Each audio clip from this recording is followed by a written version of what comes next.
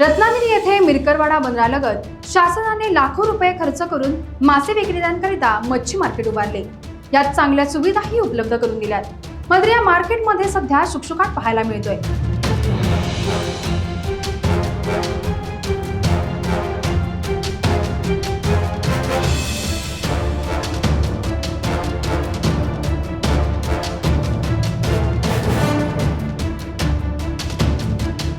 मासे विक्री करणाऱ्या महिला मच्छी मार्केटमध्ये न बसताच रस्त्यावर मासे विक्री करताना दिसून येत आहेत आणि मच्छी मार्केट हे फक्त सामान ठेवण्यासाठी वापरलं जात आहे।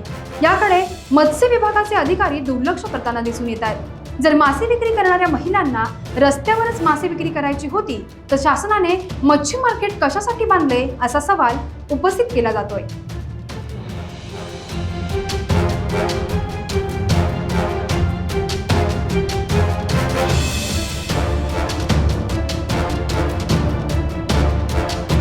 टाइम्स डिजिटलला लाईक करा, शेअर करा, सबस्क्राईब करा आणि बेल आयकॉन दाबायला विसरू नका। Times digital.